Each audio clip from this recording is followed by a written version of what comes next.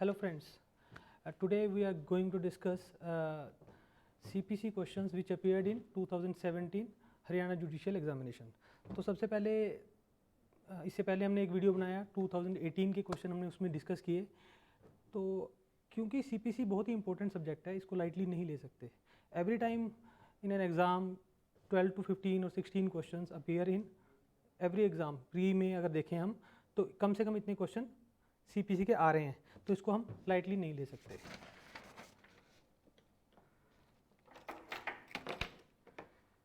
Let's start with the questions.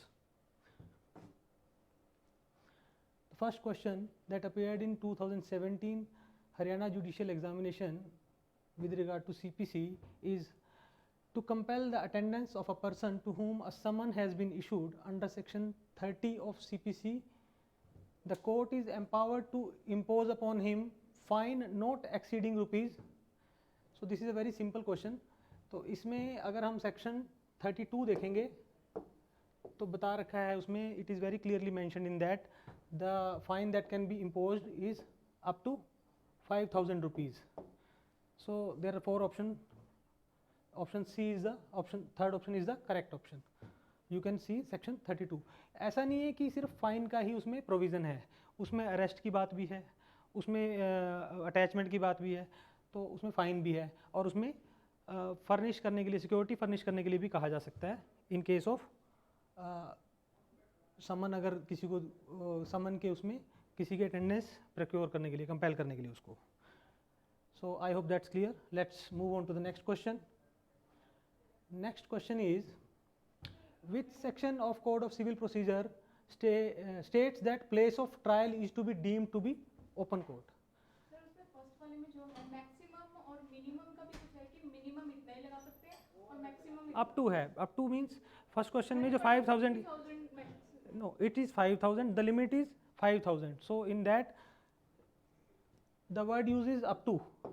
It means it can be less than this or up to this. This is the maximum amount. So next question we will discussing which section of the CPC states that place of trial is to be deemed to be open court. So again this is a direct question. Section 153B is the correct answer. So 153, 153A, 153B, 153C, 153B is the correct answer. Explanation देखें. The place in which any civil court is held for the purpose of trying any suit shall be deemed to be an open court to which the public generally may have access. So this is the correct answer. अगर इसी तरह की बात CRPC में आए कि open court की बात कहाँ है, तो उसको डील करेगा सेक्शन 327. ये मैं बात कर रहा हूँ CRPC की, डोंट कंफ्यूज विद CPC. सो अगर ओपन कोर्ट में वहाँ ये बात 327 में, सेक्शन 327 CRPC में की गई है. Let's move on to next question. A decree for restitution of conjugal rights may be enforced under order 21 rule 32 of CPC. तो ऑर्डर 21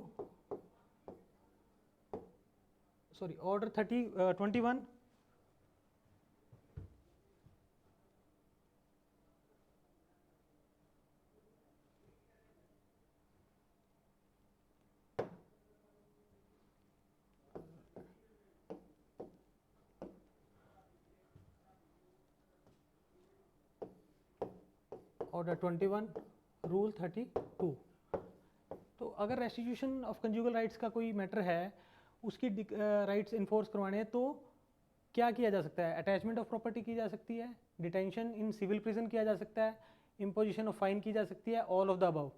तो अगर हम इस सेक्शन को पढ़ेंगे, इस ऑर्डर को पढ़ेंगे, ऑर्डर 21 रूल 32, तो हमें रेस्टिट्यूशन के केस में it is attachment of property, तो प्रॉपर्टी को अटैच किया जा सकता है. पर अगर उसी प्रोविज़न को, यानी कि ऑर्डर 21 रूल 32 सब सेक्शन सब रूल 1, इसी में अगर specific performance of a contract की बात करें, तो उसमें there is a provision for civil imprisonment, attachment of property और बोथ. सो अगर वो क्वेश्चन आ जाता है स्पेसिफिक परफॉर्मेंस का, तो उस केस में दोनों सिविल इम्प्रिजनमेंट और अटैचमेंट हो सकती है. लेकिन यहाँ हम पूछा गया रेस्टिट्यूशन ऑफ कंज्यूगल राइट्स, तो इसको एनफोर्स कराने के लिए अटैचमेंट ऑफ प्रॉपर्टी की जा सकती है. So you can read this order carefully and you can easily see that this is given there. So the next question, it is about indigent person. So 33 order deals with indigent person. If an indigent person succeeds in the suit, the due amount of court fee shall be recoverable from. तो जो court fee है वो किससे recover होगी अगर वो succeed करता है, यानी कि वो सूट में सक्सेसफुल हो जाता है. प्लेंटिफ करेगा, डिफेंडेंट करेगा, any party ordered by the decree to pay the same the state government. तो उस प्रोविज़न को ध्यान से पढ़ने पता लगेगा. इट इज़ जिसको कोर्ट ऑर्डर करेगी डिक्री में कि ये पे करेगा, वो पे करेगा. ये किस केस में, अगर earlier he was not give, उसको अगर अलाउ नहीं किया गया था एज इंडिजेंट, लेकिन वो बाद में सक्सेसफुल होता है, देन कोर्ट किसी भी पार्टी को उसको बोल सकती है कि ये पे करेंगे अमाउंट को. So I hope that's clear. Next question, to prevent a continuing breach in which the plaintiff has acquiesced a court. तो ऐसी ब्रीच जिसमें प्लेंटिफ ने एग्री किया है, यहाँ पे लिखा है acquiesced, it means he has also agreed. तो उसमें क्या होगा, कोर्ट क्या करेगी? Court can grant perpetual injunction, क्या वो कर सकती है? या फिर court can grant mandatory injunction, mandatory कर सकती है. और कैन ग्रांट प्रोहिबिटरी इंजंक्शन, या प्रोहिबिटरी कर सकती है. या फिर can not grant injunction. So because he has एक्वीज्ड,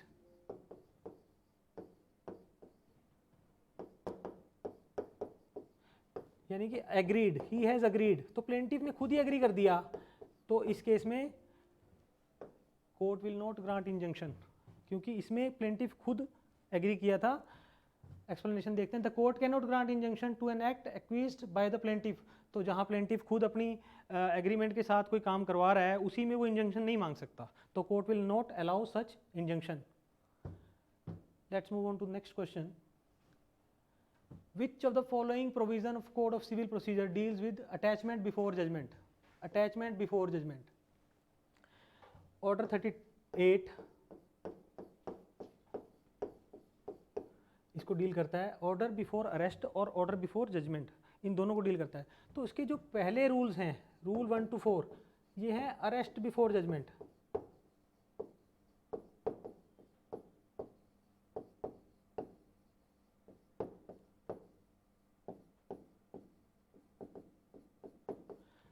order 38 rule 1 to 4 deal with arrest before judgment. अब यहाँ क्वेश्चन क्या है, अटैचमेंट बिफोर जजमेंट. तो इसको हम रूल आउट कर सकते हैं, ये तीनों तो नहीं हो सकते, ये तीनों तो यही हो सकता है. तो order 5 deals with attachment before judgement.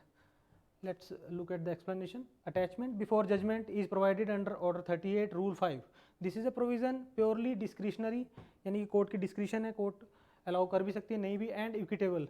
All like all equitable remedies, the court takes into consideration the attendant fact situation and form an opinion that the balance of convenience lies in favor of issuing the attachment. If court find that balance of convenience lies in favor of issuing attachment, then the court can allow attachment of property. तो इसका answer है order 38 rule 5. 1 to 4 deal with arrest before judgment and 5 onwards they deal with attachment before judgment. On production of a certified copy, this is the next question. On production of a certified copy of the foreign judgment, कोई certified copy की वो produce करता है foreign judgment की. The presumption as to the competency of the court, court की competency को लेके क्या प्रिजम्पशन है अंडर सेक्शन 14, सेक्शन 14 इससे डील करता है, ऑफ सीपीसी इज, क्या प्रिजम्पशन है कि वेदर दैट जो प्रोडक्शन है it is a presumption of fact, presumption of fact and law both, rebuttable presumption of law, irrebuttable presumption of law. अगर हम सेक्शन 14 को ध्यान से पढ़ेंगे तो उसमें एक्सप्रेशन यूज हुआ है शेल. तो शेल आपने एविडेंस में ही पढ़ा, shall is presumption of law, it is a rebuttable presumption. So the answer would be 3. Third option is the right option, it would be rebuttable presumption of law. Let's look at the explanation. Section 14 of the code declares that the court shall presume upon the production of any document which is a certified copy of foreign judgment.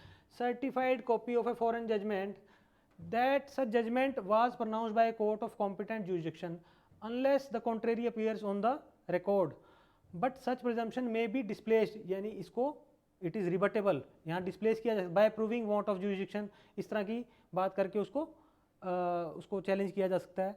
तो thus section 14 comes under the category of shall presume, क्योंकि इसमें shall presume expression use हुआ है shall presume. तो shall presume का क्या मतलब है? It is rebuttable presumption of law. Third option is the right option. I hope it's clear. Section 14 clearly uses the expression shall, and that amounts to rebuttable presumption of law. Now moving on to the next question. The propositions are, इसमें proposition दी गई हैं under order 18 rule 2. इसमें क्या है? A copy of the written argument shall be furnished simultaneously to the opposite party. ये ठीक है. A copy of the written argument shall be furnished simultaneously to the opposite party. Second proposition is adjournment shall be granted generally for the purpose of filing the written arguments. तो दूसरी proposition है adjournment shall be granted generally. The third option is the court cannot fix any time limit for oral arguments. Cannot fix any time limit. So this is easy. If you read order 18 rule 2, उसके आगे parts हैं sub rule 3A, 3B, 3C and 3D. इसको अगर आप देखेंगे इसमें clearly लिखा हुआ है कि this is the right proposition but these are not correct. Generally adjournments grant नहीं की जा सकती और कोर्ट टाइम फिक्स कर सकती है. सो the answer would B A 1 is correct and 2 and 3 are yes, this is the correct answer. The first is the right one and other two are not correct, so these are not correct. Option one is the right correct option. So you can refer rules order 18 rule 2 sub rule 3A, 3B, 3C and 3D respectively of order 18 rule 2. I hope that's clear. तो इसमें जो arguments return arguments है उसकी copy furnish करनी है opposite party को, लेकिन generally एडजॉर्नमेंट्स easily नहीं मिलेंगी. और दूसरी बात है कोर्ट टाइम फिक्स कर सकती है. तो ये दोनों इनकरेक्ट हैं. That is the correct one. I hope it's clear. So we move on to the next question. Where an interim injunction has been granted. Interim injunction grant कर दी गई है under order 39 CPC without notice to opposite party. तो order injunction से deal करता है order 39. तो इसमें नोटिस नहीं दिया गया दूसरी पार्टी को. इसमें क्या होगा? The court shall make an endeavour to finally dispose of the application within 30 days from the date on which. तो कोर्ट को इसमें 30 days में उस मैटर को डिस्पोज करना है. वो 30 days कहाँ से शुरू होंगे? द एप्लीकेशन फाइलिंग से, यानी कि द एप्लीकेशन वाज फाइल्ड वहाँ से शुरू होंगे. इंजंक्शन वाज ग्रांटेड वहाँ से शुरू होंगे, या the injunction order was served upon opposite party वहाँ से शुरू होंगे, और opposite party appears in court वहाँ से शुरू होंगे. तो ये शुरू होंगे when the injunction was granted.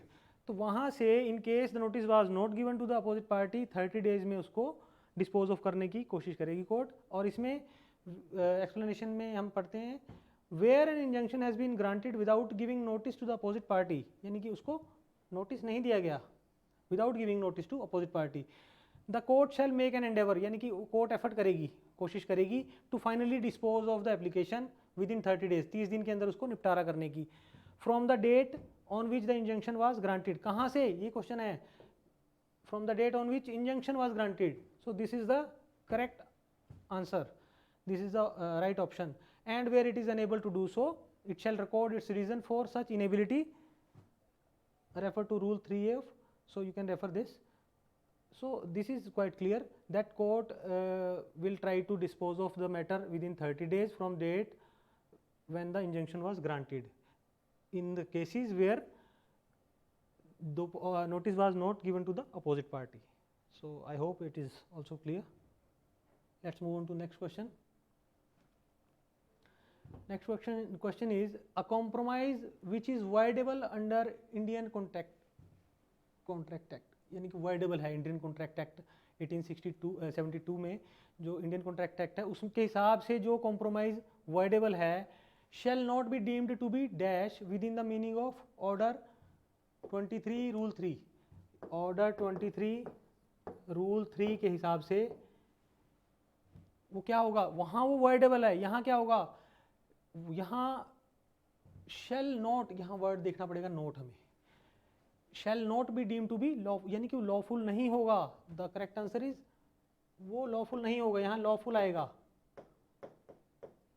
अगर हम ध्यान से पढ़ते हैं इसको तो यू विल फाइंड दैट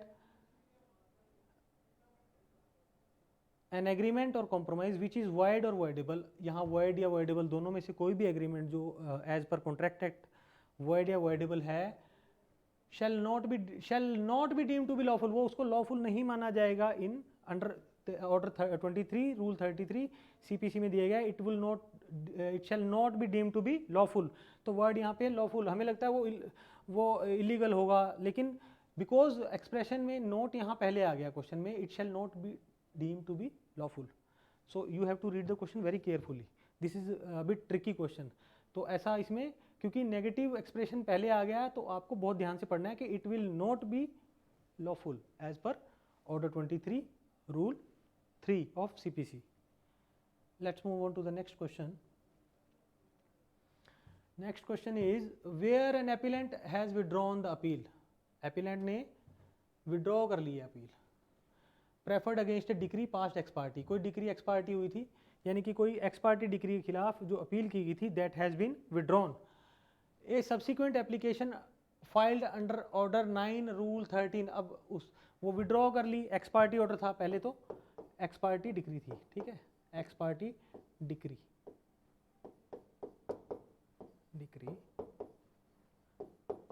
अब इसमें अपील जो है, अपील विड्रॉ कर ली गई, एक्स पार्टी डिक्री में अपील विड्रॉ कर ली गई। अब सब्सिक्वेंटली एप्लीकेशन फाइल की किसमें, ऑर्डर 9 रूल 13, ऑर्डर 9 रूल 13 में वो क्या होगा, इट शैल बी रिजेक्टेड, क्या उसको रिजेक्ट कर दिया जाएगा कोर्ट के द्वारा, या इट शैल बी रिटर्न, या इसको रिटर्न कर दिया जाएगा, वापस कर दिया जाएगा, या ये मेंटेनेबल है, या it will be refer to the appellate court. तो इसमें से क्या होगा, it would be maintainable, it is very clearly given that this application would be maintainable. So order 9 rule 13, this is the relevant provision. अगर इसमें आप देखेंगे, इसको ध्यान से पढ़ेंगे तो इट वुड बी मेंटेनेबल, यानी कि एपिलेंट ने अपील प्रेफर की एक्स पार्टी डिक्री के खिलाफ, फिर उसको विड्रॉ कर लिया, फिर वो उसके बाद 9/13 में यानी कि ऑर्डर 9 रूल 13 में उसको दोबारा से एप्लीकेशन फाइल करता है, the application it would be maintainable, ये मेंटेनेबल होगी, तो ऐसा कर सकता है। So next question, X residing in Chandigarh publishes statement defamatory to Y in Ludhiana.